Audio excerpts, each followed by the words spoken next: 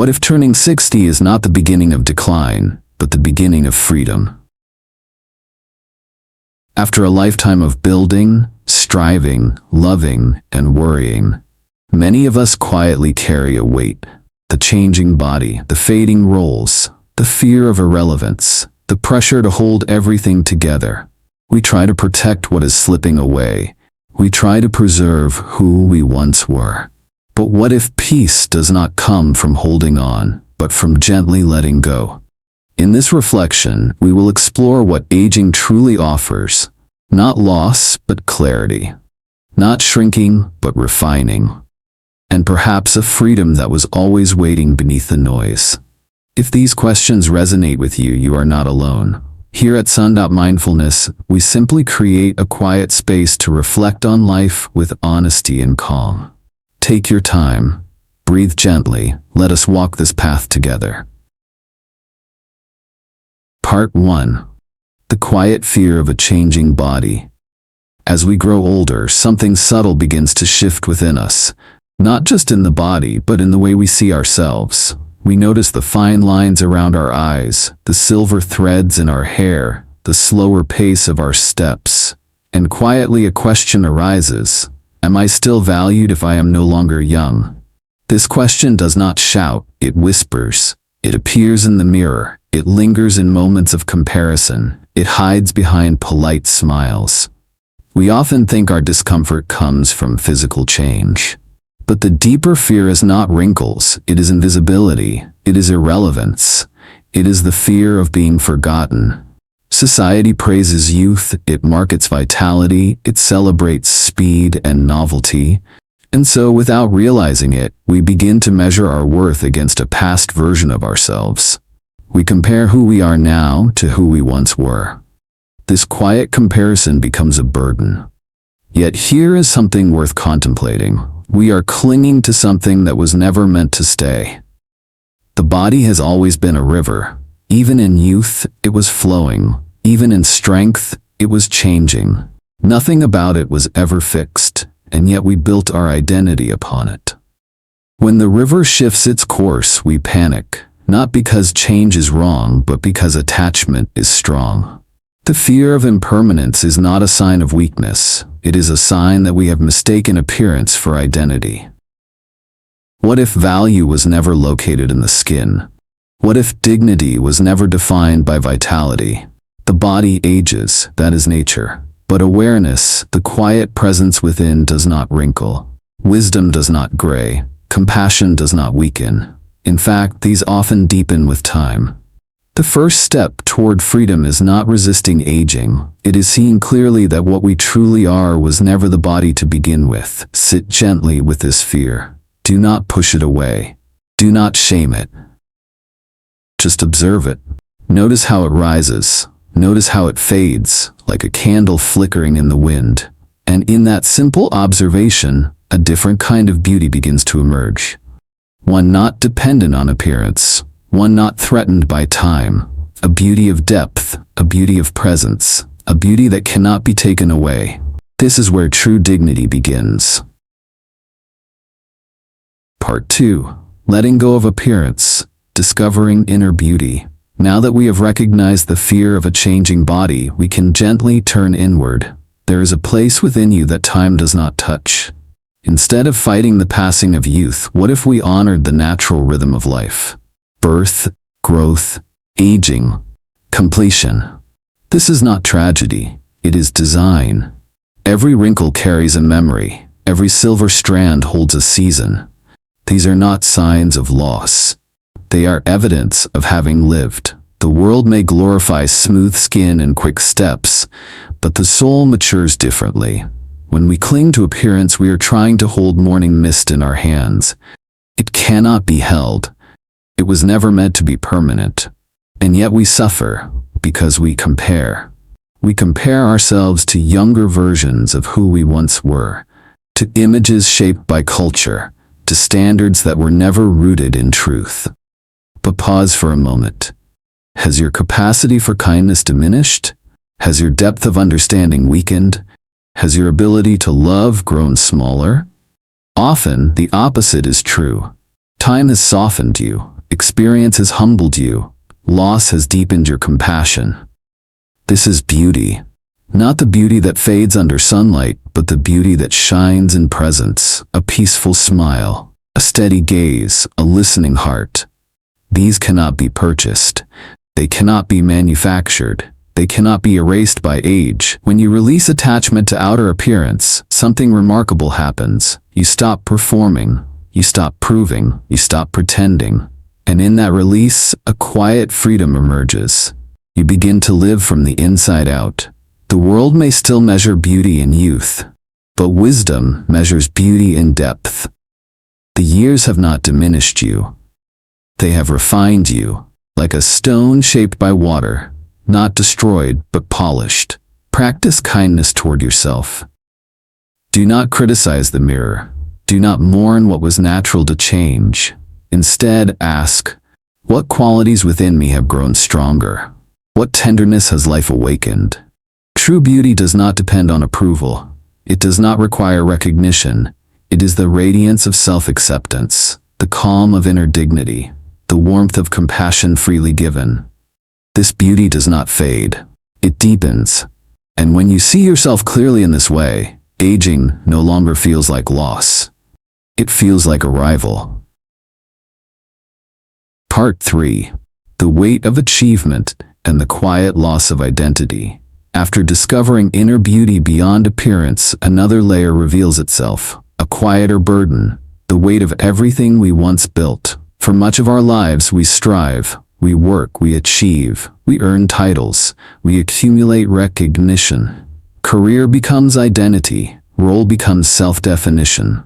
I am a doctor, I am a leader, I am the provider, I am the respected one. But what happens when the role changes? When retirement comes, when the applause fades, when the phone stops ringing as often, something unsettles within us. Not because success was wrong, but because we mistook it for who we are. We begin to cling to past medals, past influence, past authority. We replay stories of former glory as if they could anchor the present. Yet life keeps moving. The title softens, the recognition thins, the world turns its attention elsewhere. And suddenly, a silent question emerges. Who am I? Without the role? This is where suffering often begins. When identity has been built on achievement, any shift feels like collapse. But look carefully. Was the title ever permanent? Was the applause ever guaranteed? Every position was a season. Every accomplishment a chapter. Meaningful, yes, but not eternal. The ego prefers stability, it prefers certainty, it prefers admiration, but life offers none of these forever. When recognition fades, it reveals something deeper, the difference between function and essence. You were never your resume. You were never your income. You were never your reputation. Those were expressions of you, not the core of you. Strip away the titles, strip away the roles. What remains? Kindness, integrity, presence, the capacity to listen, the ability to love without needing applause. These do not retire. These do not diminish with age. In fact, they often strengthen. When we release the need to prove, the heart relaxes. When we stop measuring ourselves by productivity, we rediscover dignity.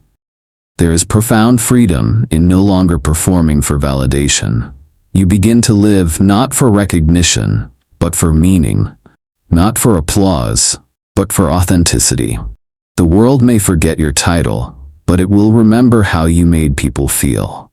And even if it does not, you remain whole, because your value was never dependent on external acknowledgement.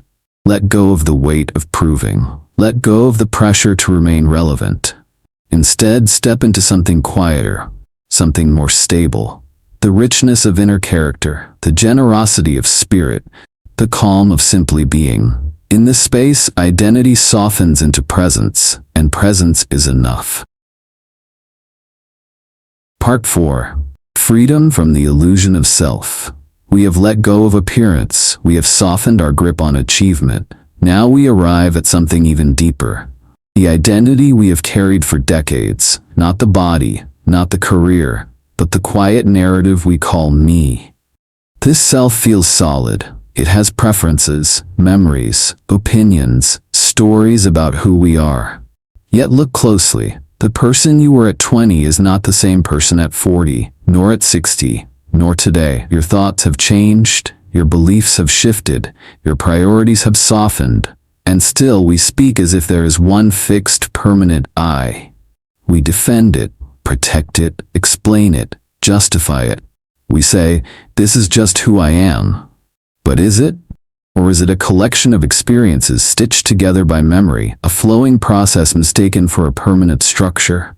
Like a river, there is continuity, but never the same water. The self is movement, not a monument. Yet we exhaust ourselves trying to keep it stable. We try to preserve an image, to remain consistent, to avoid contradiction. We fear that change means loss. But what if change simply means growth? The discomfort arises when we cling to a version of ourselves that no longer fits. We suffer not because the self changes, but because we demand that it stay the same. There is a quiet teaching found in many contemplative traditions. What we call self is not a fixed entity. It is a dynamic interplay of thoughts, sensations, memories, and roles. Temporary, shifting, unstable by nature. At first, this insight can feel unsettling. If I am not my story, then who am I?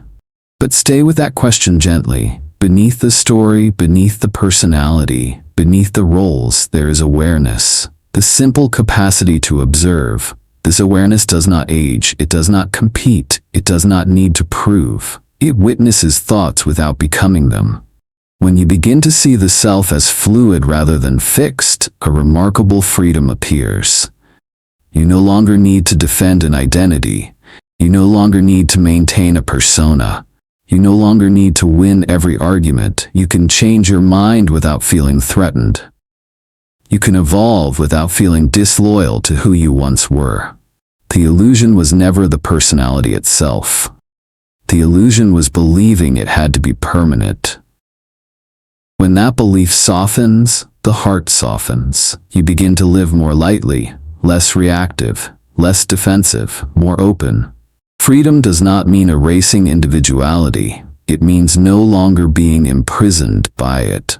And in that spaciousness, peace naturally arises, not because the world stopped changing, but because you stopped resisting its flow. Part 5. The subtle bondage of possessions and desire. After seeing through the illusion of a fixed self, another layer reveals itself, our relationship with things. For much of life, we are taught a simple formula. Work hard, earn more, acquire comfort, security will follow. And for a time, it seems true. A new home brings excitement, savings bring relief, possessions bring a sense of control. But notice something carefully. The satisfaction fades. The new becomes normal. The comfort becomes expected. The mind quietly asks for more. Not because we are greedy by nature, but because desire promises permanence in a world that never stops changing. We begin to believe, if I have enough, I will finally feel safe. Yet how much is enough? Even after decades of accumulation, a subtle anxiety remains. What if it disappears? What if it's not sufficient? What if I lose what I built? This is where possession turns into attachment, and attachment quietly turns into fear. There is an old metaphor, drinking salt water to quench thirst. The more you drink, the thirst deepens. Desire works the same way. The mind says, just a little more. Then peace will arrive. But peace keeps postponing itself. This does not mean wealth is wrong. Comfort is not the enemy. The bondage is not in owning things. It is in believing they define our security. Look honestly. Are we holding our possessions, or are they holding our thoughts? How much mental space is occupied by maintenance, protection, comparison? Desire narrows the heart. Gratitude widens it. When appreciation replaces accumulation, something shifts. You begin to see sufficiency. Not because you have everything, but because you realize you already have enough. True contentment is not about subtraction or renunciation. It is about freedom. freedom from the constant calculation, freedom from the fear of loss, freedom from the illusion that more equals peace. Everything in this world moves. Markets rise and fall, homes change hands, objects wear out. Nothing material was designed to be permanent. When we accept this gently, the grip softens. You can enjoy what you have without being imprisoned by it. You can plan responsibly without being consumed by anxiety. You can live comfortably without worshiping comfort, and in that balance, a quiet richness appears. Not the richness of numbers, but the richness of presence. A full heart, a grateful mind, a life no longer measured by accumulation. When desire loosens its hold, peace does not need to be purchased. It simply reveals itself. Part 6. When love becomes attachment. Love is one of the most beautiful movements of the human heart. It connects generations, it binds families, it gives life meaning. But sometimes quietly love begins to tighten. What once felt warm starts to feel heavy. Not because love is wrong, but because attachment has entered the room. In earlier years, we love while building. In later years, we love while letting go. And letting go can feel terrifying. For many over 60, the deepest suffering is not about money or status. It is about relationships. A child who chooses a different path, a daughter who does not call as often, a son who lives by values we do not understand. We say it is concern, and sometimes it is. But look deeper. Hidden beneath concern is expectation. We want them safe, but also obedient. We want them happy, but also aligned with our vision. When love carries silent demands, it begins to strain. Control disguises itself as care, but control suffocates. The more tightly we hold, the more tension fills the space between us. And if life takes someone away, through distance or death, the fear of losing them can overwhelm the heart. We cling because we fear emptiness. But love was never meant to imprison. True love does not require possession. It does not insist on repayment. It does not demand agreement. It allows space. There is a difference between attachment and devotion. Attachment says, you must remain as I need you. Devotion says, I care for you even if you grow beyond me. Attachment is anxious. Devotion is spacious. Attachment fears loss. Devotion understands impermanence. As we age, the invitation becomes clearer. Can we love without controlling? Can we care without clinging? Can we bless without owning? This does not mean becoming distant. It means loving from freedom. When you release expectation, something surprising happens. Relationships soften. Conversations deepen. You stop trying to manage outcomes. You start listening.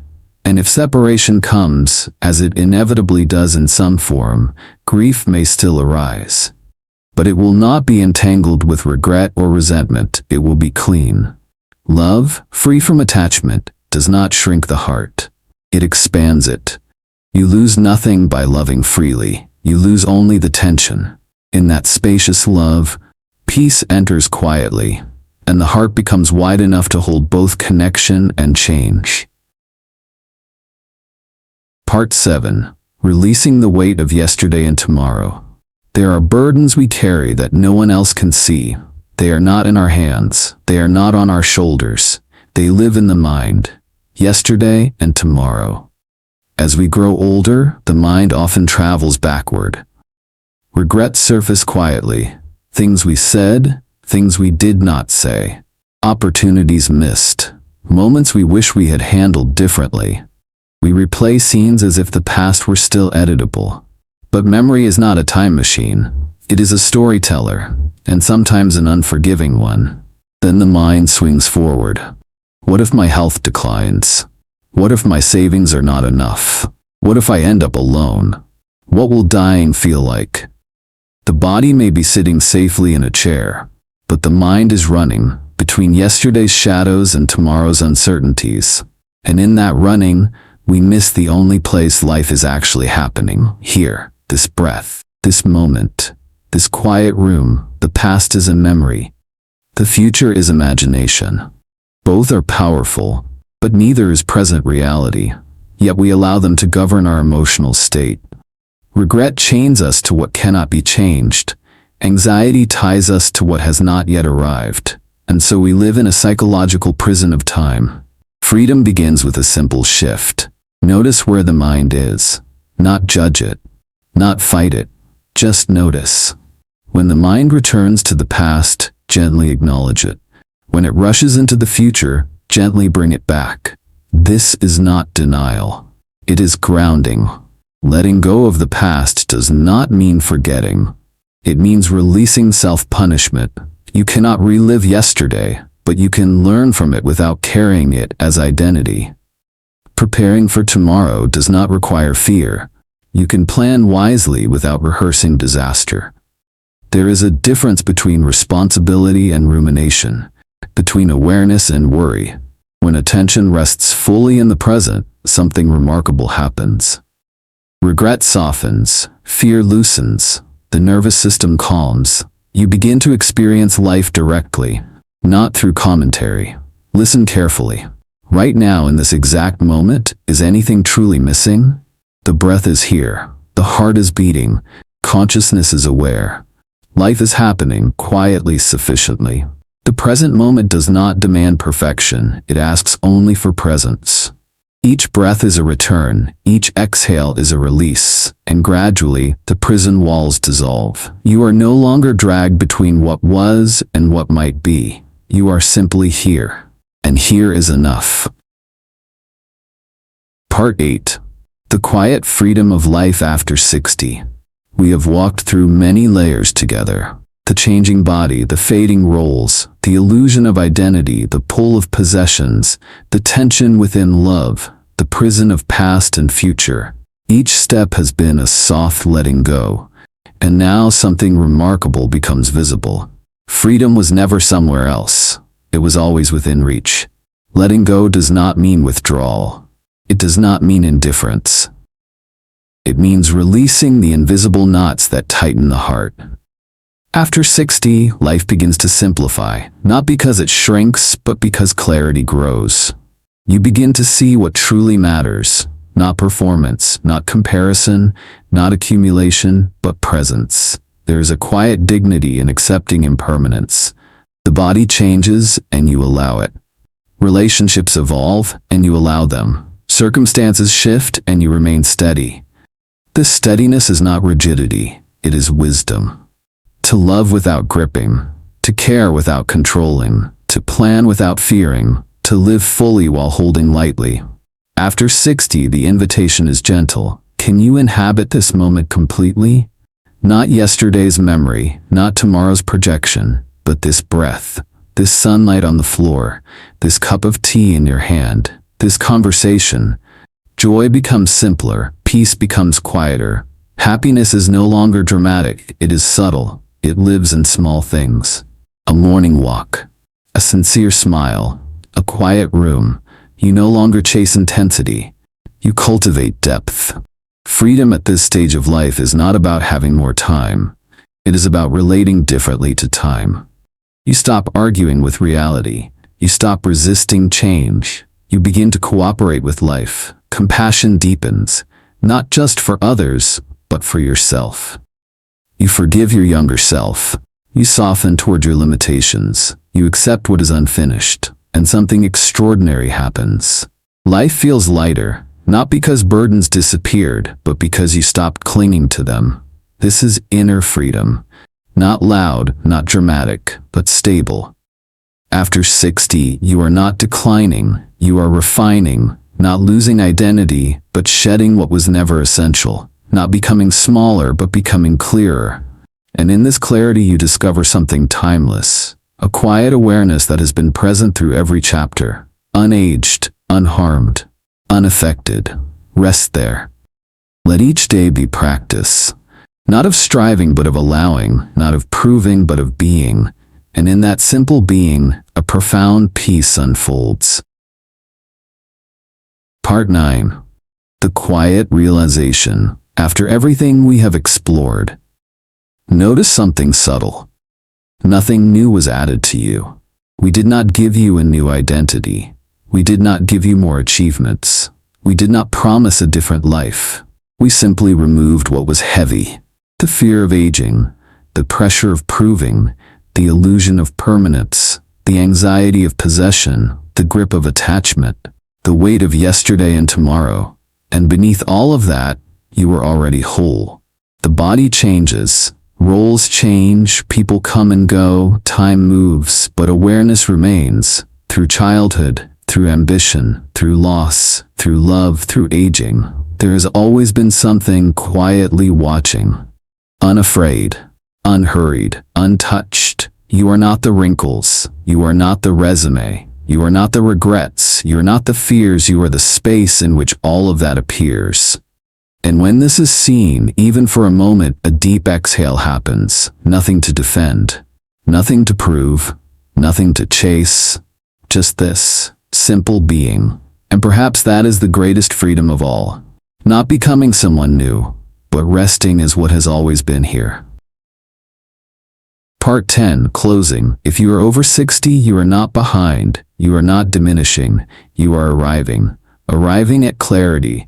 Arriving at softness. Arriving at wisdom that cannot be taught, only lived. This stage of life is not about holding on. It is about lightening. Not about becoming more impressive, but becoming more peaceful. Remember this gently. You are enough, without titles, without perfection, without approval. Silence is not emptiness. Silence is freedom. When the mind quiets, life becomes simple again. And in that simplicity, there is quiet joy. Thank you for walking this path with me. If these reflections have resonated with you, stay connected. There is no rush, no pressure, just a shared space for thoughtful living. This is Son.Mindfulness, a place to return when the world feels heavy. Until next time, breathe gently and live lightly.